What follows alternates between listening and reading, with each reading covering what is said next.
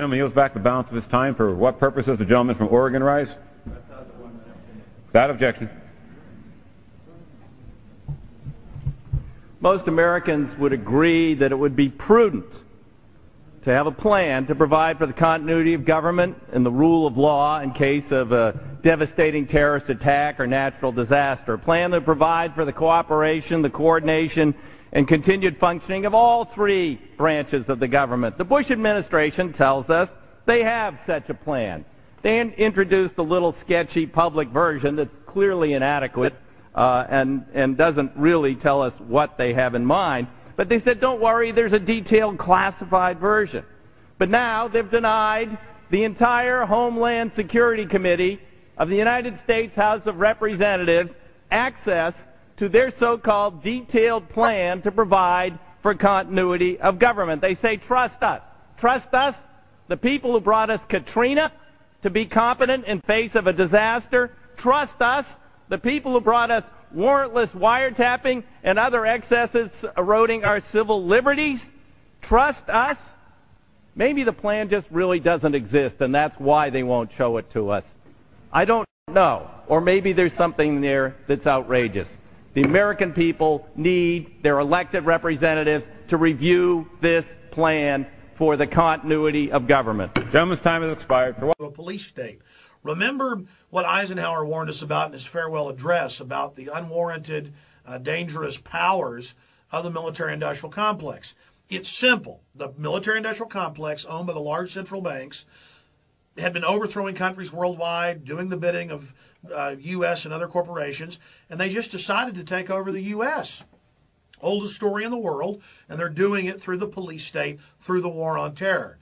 And what's really scary about the footage that you're about to see is that I didn't have to travel far to get this footage. This is going on in a suburb of Austin, Texas, where I'm sitting here tonight. And I wanted to send my crew up there, Kevin Smith and Aaron Dykes, while I was on the radio so we could give them that support of the listeners being able to go to their aid if there was a problem. There had been a scheduled demonstration by a leftist group. They didn't show up. We were there to cover that. And what's scary is that they marched up and told our people to turn their cameras off or don't film them, even when they weren't on the prison facility's own property.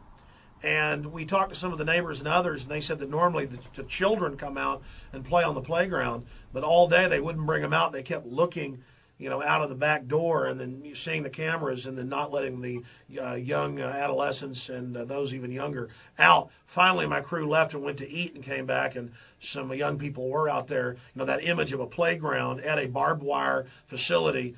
And there is a railway coming right up to it. 100 feet away from the main entrance, the main gate, is the classical railroad. And the government admits, under the Defense Authorization Act of 2007, you got to go read it for yourself. I've read the whole thing on air here in this radio studio to my audience. And to just have them talking about during times of revolt or during conspiracies against the government or during times of resistance. It's a laundry list. During rioting, the president now can take over all the governors and take over all the National Guards in the states and take over the state guards. And why? Why are they gearing up for this? Because the government's run by criminals. They own both parties, and they want to seize the U.S. as an engine of this empire. So that's enough of an intro. It's just I wanted you to know what you're going to see coming up. But it is scary in America that you'd have some ICE officers, that's who the jail guards are at this facility, federal officers coming over and telling people, turn their cameras off, get that camera out of my face, when they're coming up to my people, when they're coming up to my radio producer and my cameraman, who I appreciate going out to the facility. This isn't the first time this has happened. I've been at urban warfare drills, and I've been at other things happening right here in Central Texas, up in Belton, south of Waco, and had regular Army walk up and say, turn our camera off. And of course, we tell them no. But this shows they're more than willing and ready to go after the First Amendment. They just want to be backed up in doing it. And we see that happening more and more with free speech zones, the press being targeted. It's really a frightening time for our republic. So this is a real live concentration camp, ladies and gentlemen. They admit it's for U.S. citizens as well. So here it is.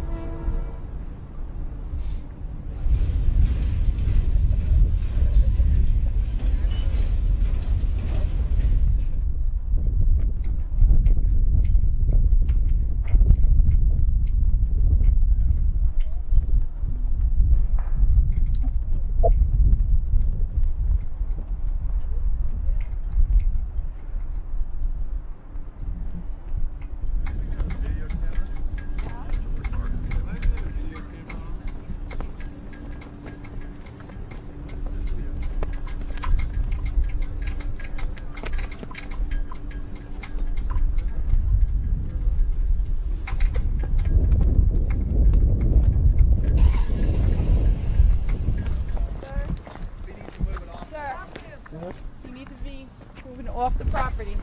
You are in private property right now. Is it private property? You need to cut it off.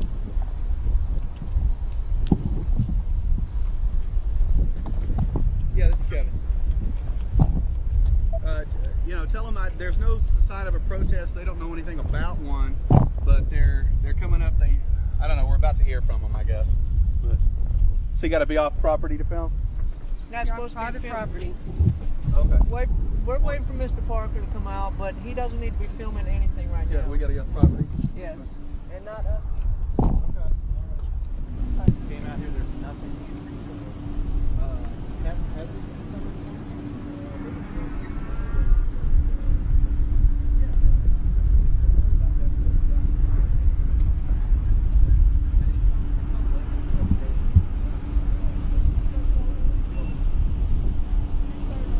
So we're okay on that side of the street, but we're off the property.